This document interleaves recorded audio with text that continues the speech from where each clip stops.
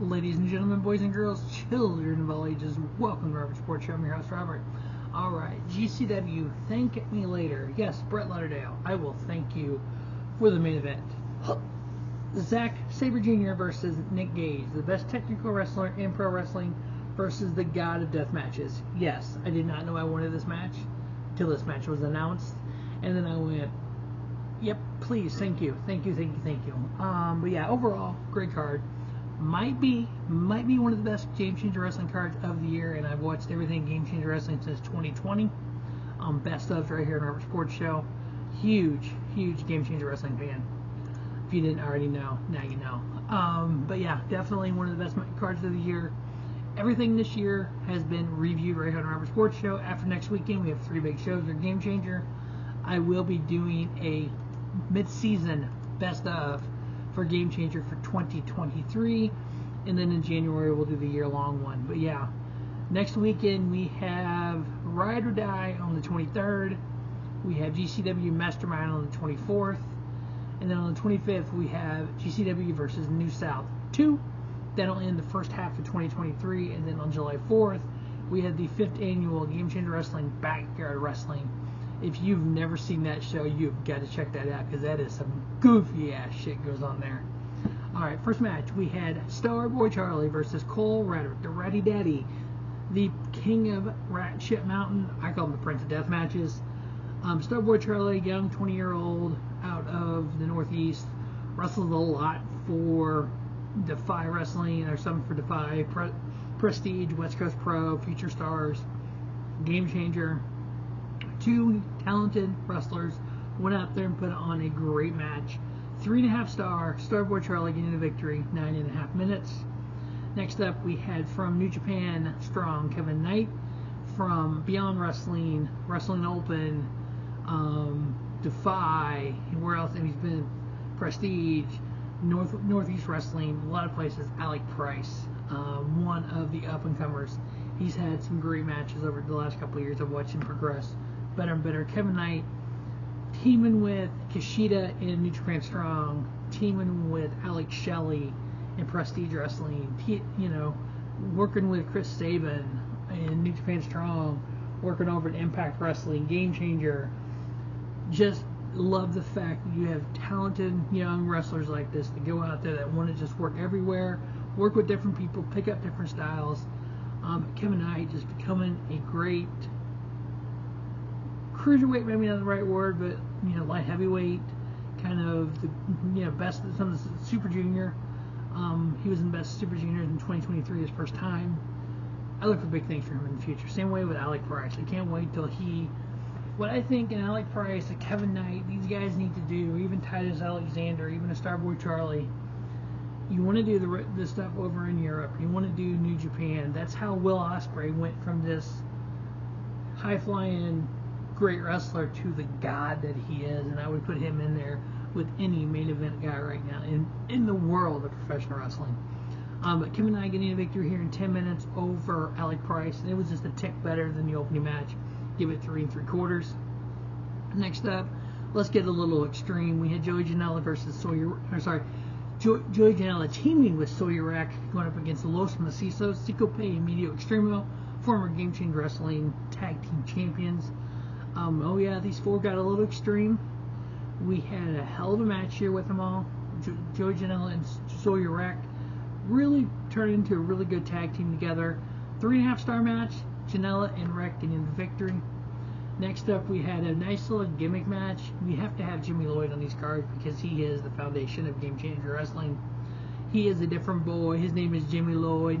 Jimmy fucking Lloyd, going up against Santana Jackson, one of the best characters on the indies. The fact that Jackson 5, I believe is what his character is based off Michael Jackson, looks the part, has the glove, has the jacket. He's an okay wrestler. This match was nothing really to brag about. I ended up giving it 2 3/4 star. Santana Jackson getting the victory. It's about 6 minutes long. We were supposed to have Game Changer Wrestling World Heavyweight Champion Billy Christian on the card. Unfortunately, he wasn't there. He's supposed to defend the title versus Kevin Blackwood. I never heard why he wasn't there. I don't know if there's travel issues, if he got hurt somewhere. But we ended up with Jack Cartwheel versus Kevin Blackwood versus Titus Alexander. A great triple threat match. Kevin Blackwood, his striking ability, I would put right there with like a Malachi Black, a Brody King. I actually personally think he would fit in the House of Black better than Buddy Matthews. I do want to see a Kevin Blackwood versus Buddy Matthews match. Hey, Brett Lauderdale, let's make that one happen. You gave me Zack Sabre Jr. and Nick Gage. I didn't know I wanted that. I do want to see Buddy Matthews versus Kevin Blackwood. I think it's already happened. I'd have to go do some research and find out. Titus Alexander, up-and-comer, watching him progress last year in 2022 after a match with Will Ospreay. It's just like, that just like clicked for something for Titus, and he just took off after that. Great match. I ended up giving it 4 1/4. That's how good the sucker was. Almost 17-minute match. Jack Cartwheel getting the victory there. And they ended up, I think the cartwheel count was 10. Thank you, Veda Scott, for getting everyone to do that. And Jordan Castle ended up continuing that because Veda wasn't here. So Jack Cartwheel getting the victory there. Next up, we had Rina Yamashita versus Maki Itoh. Maki Itoh, part of MDK. Oh, fucking day! I love when she grabs the mic. Where's my motherfucking gang at? To go to the wing of Nick Gage. She got the cutest little pizza cutter. Get a little ribbon on it, matches her outfit. But wasn't this cute little the pizza cutter and just cutting Rina Yamashita open? It's like, wow. This was a really darn good match. Yeah, it had deathmatch parts, chairs, tables, chairs, doors, etc., pizza cutters. But yeah, Yamashita, the Ultraviolet champion, so yeah, this match was freaking awesome with that. Rina Yamashita getting the victory, ended up giving it 3 3/4. I want to see this one of these days for the Ultraviolet championship. I'd love to see Maki Itoh win that. Because she doesn't look like she'd be a deathmatch wrestler, and she can be. It's crazy. Well, when you're under the wing of Nick Gage, of course. Get your little pizza cutter. It's awesome. Next up, we have Effy versus Kenny King. King. I love wrestlers like the Kenny Kings of the world. The Kevin Knights. And even Zack Sabre Jr. They can go from New Japan Pro Wrestling to Impact Wrestling to AEW to GCW. And you have Forbidden Door this Sunday on BR Live from Bleacher Report for AEW. AEW versus New Japan. In a couple of months, you have New Japan versus Impact Wrestling Multiverse matches 2. You had it over WrestleMania weekend already. You had Forbidden Door last year. You get the Zack Sabre Jr.'s, the Kevin Knights, the Kenny Kings, the John Moxleys going into Game Changer Wrestling. Nick Wayne, same as. It's like you got these guys just kind of in between parts, and like all these mainstream wrestling companies, and yet they go wrestling for an indie company like a Game Changer Wrestling. I love where we are in professional wrestling right now.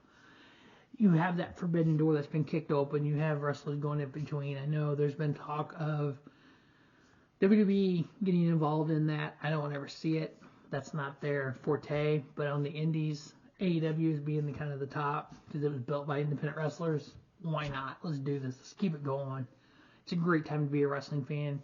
Effy getting the victory here. I ended up giving it 3.5. It was actually a really good match for Effy. And then we had the main event, Zack Sabre Jr. versus Nick Gage. Did not know I wanted this match until it was announced. And then I went, the best technical wrestler in the world versus the guy to death matches. That could be fun. And it was. And you had a Zack Sabre Jr. taking chair spots where he got, back body drop on the chair set up. He took tack spots.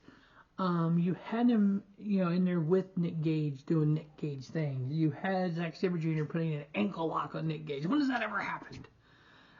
You had Zack Sabre Jr. getting a submission victory over over Nick Gage. It was just like, I didn't know I wanted this until I got it. Now I want Kevin Blackwood versus Buddy Matthews. Please and thank you. But yeah, Zack Sabre Jr. getting the victory over Nick Gage, 3.5 star. So we had every match except for one was over 3.5 or over. That one was 2 3/4. We had a 4 1/4, 2 and 2. We had two 3 3/4 star matches. Great show from top to bottom. Thank me later. Brett Lauderdale, it is later. I am thanking you for just a great show. I love the fact that we can bring wrestlers in from Impact, New Japan Strong, AEW, and do something in Game Changer Wrestling. That is how professional wrestling should go here in 2023. I love the fact that Forbidden Door is being kicked in. There are 3 shows left next weekend for Game Changer Wrestling in the first half of 2023. I will do a mid-season best of. If you can look back on our sports show, and I'll probably put in the description a link to the 2020 best of for the whole year, 2021 and 2022. Every show in 2023 has a review right here on Robert Sports Show. All right, thanks for watching Robert Sports Show. That is the GCW Think Me Later review. As always, don't just have a great day, have a spiffy day. Robert Sports Show, your YouTube leader in sports channel content.